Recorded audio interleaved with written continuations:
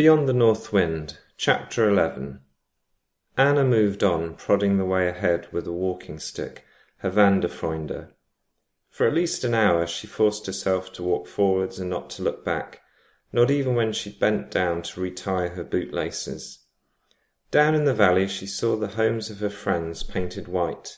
She admired afresh the summer farm which looked better from a distance.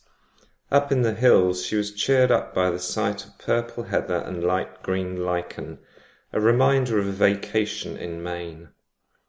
The fjords sparkled and glinted below, the water now emerald green and shining with minerals from the glacier, a precious supply to the wells of the houses and farms around the fjord.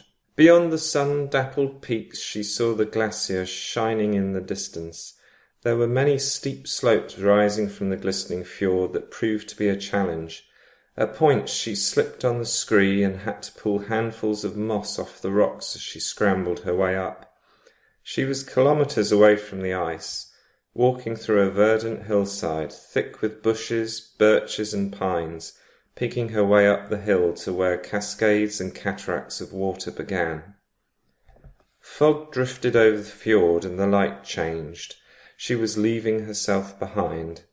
The hills bristled with pine trees and the remains of vegetations cleared by avalanches and rock slides.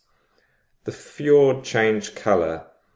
Areas became dark like stone, while in other places the waters continued to ripple and reflect the light blue of the sky.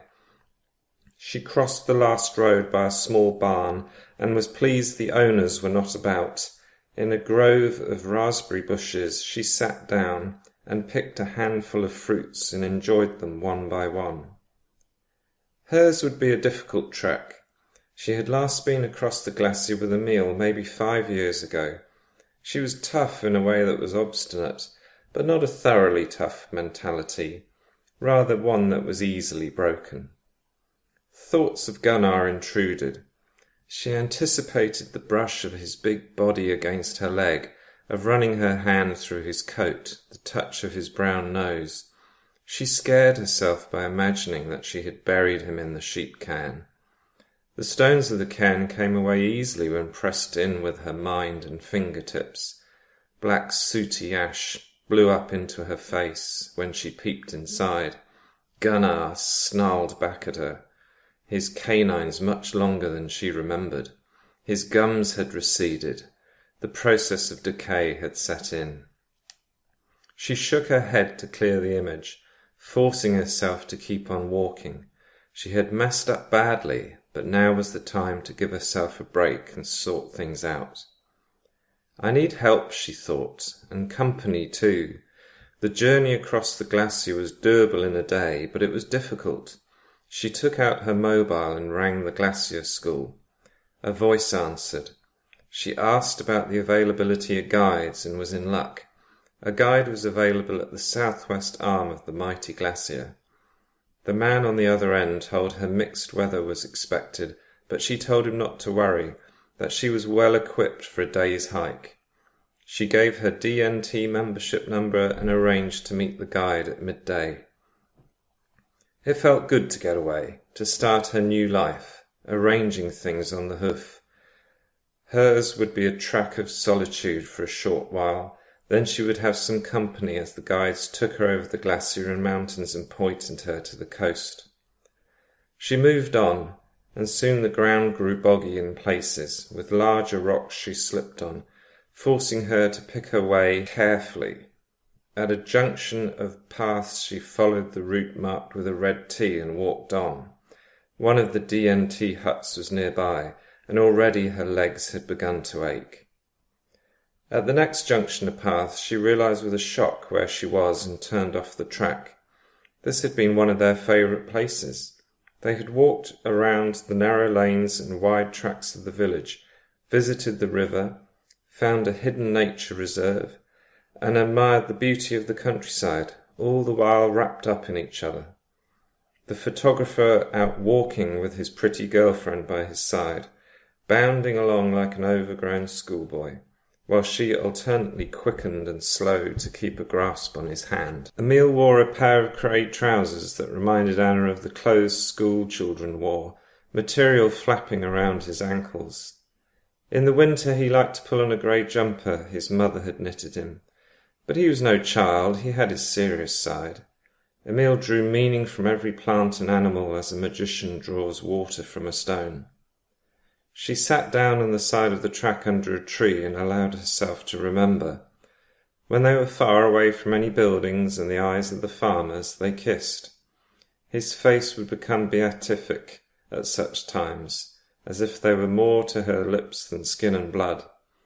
Later on in their courting they had returned to their special place, guided by the moonlight to an island in the middle of the gushing water, where they made love like nocturnal elves, and in the morning the imprints of their bodies left behind a flattened ring of luxuriant grass. She reached their special place by a plank bridge over a rushing river supplied by a waterfall that sprayed her as she crossed. She held onto the stripped pine railings as the bridge moved a little. On the other side, a path of mud and tree roots led her to a meadow knee-deep in wildflowers and with a roaring waterfall at its focus.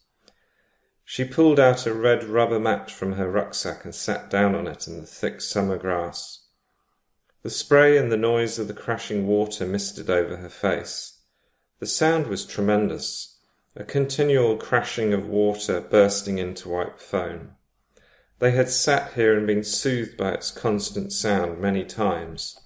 On and on the water poured, cycling from the clouds to the top of the glacier, down through the hills to her special place where the water ran under her feet and away to the fjord beneath the summer farm. She wondered what it would have been like to meet herself 20 years earlier in this place.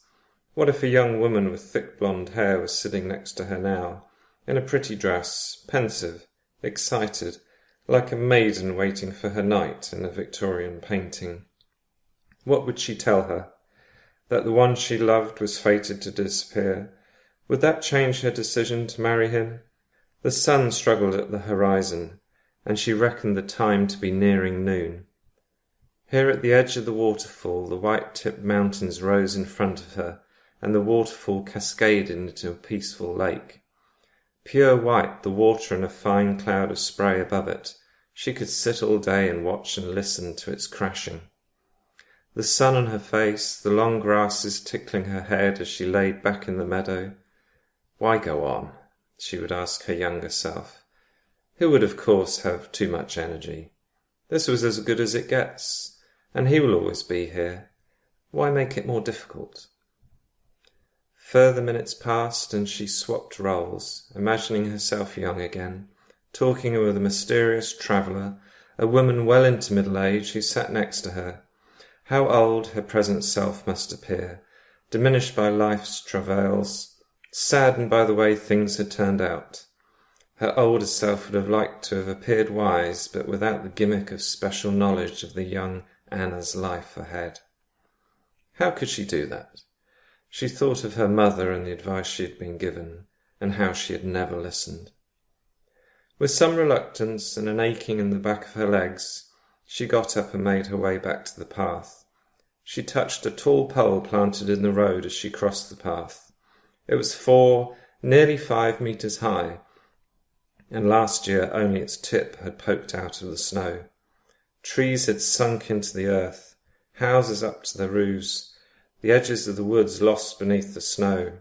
Fridtjof was right. One could be forgotten up here for weeks in bad weather.